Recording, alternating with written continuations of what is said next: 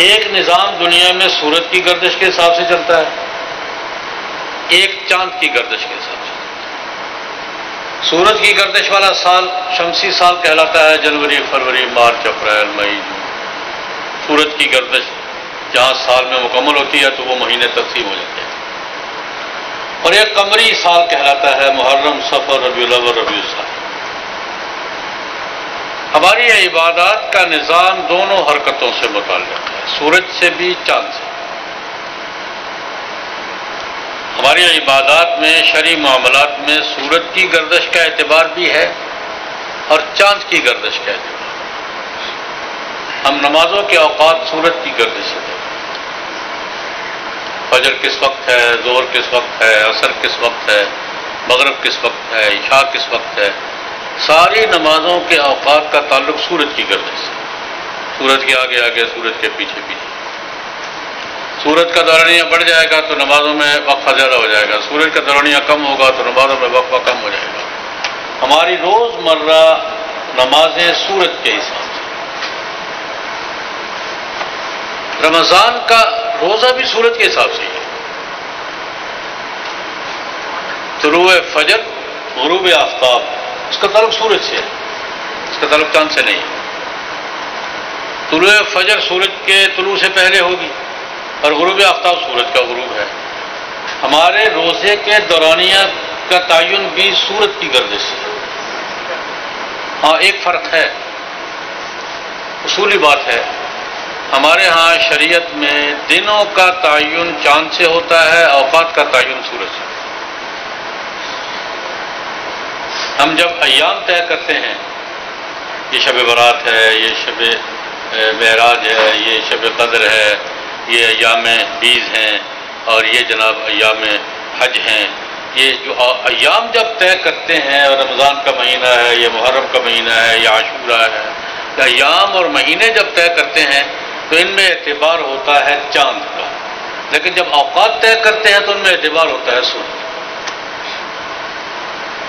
اسی روزے میں دیکھ لیں، روزے کے دن کا تعین چاند سے کریں گے، یہ پہلا روزہ ہے، یہ 27واں ہے، یہ 29واں ہے، یہ 21واں ہے، اس کا تعلق چاند سے ہے، لیکن روزے کا وقت جو طے کریں گے تو اس کا تعلق سورج سے ہے۔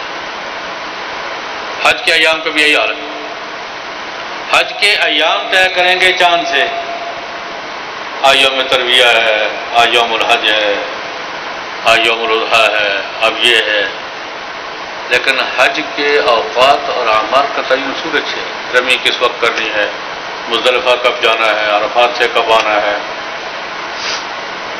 یہ ساری اعمال کا تعلق سورج سے ہے، وہ سورج کی گردش کے ساتھ۔ تو میں یہ عرض کرتا ہوں کہ ہمارے ہاں یہ نہیں ہے کہ ہم سورج کی گردش کو نہیں مانتے، ہم تو روزمرہ اسی کو مانتے ہیں، ہم روزمرہ سورج کی گردش کے حساب سے چلتے ہیں۔ ہمارے اعمال، اوقات سورج کی گردش کے حساب سے چلتے ہیں، اور ایام اور مہینے چاند کی گردش کے حساب سے چلتے ہیں۔ ہمارے ہاں عبادات میں دونوں کا یکساں اعتبار ہے۔ البتہ چاند کا مہینہ چھوٹا ہے سورج کے مہینے سے، 10 دن کا فرق پڑ گیا۔ اس میں بہت سی حکمتیں مفسرین بیان فرماتے ہیں۔ ایک حکمت یہ ہے کہ ایام کا تعلق چاند سے کرنے کی حکمتیں کیا ہیں۔ ایک حکمت یہ بیان فرماتے ہیں، کہتے ہیں کہ چاند کا مہینہ ہر 3 سال کے بعد مہینہ بدل لیتا ہے، پیچھے آتا رہتا ہے، اور 33 سال میں چاند کا مہینہ چاروں موسموں میں، جہاں 4 موسم ہوتے ہیں، چاروں موسموں میں گردش پوری کر لیتا ہے۔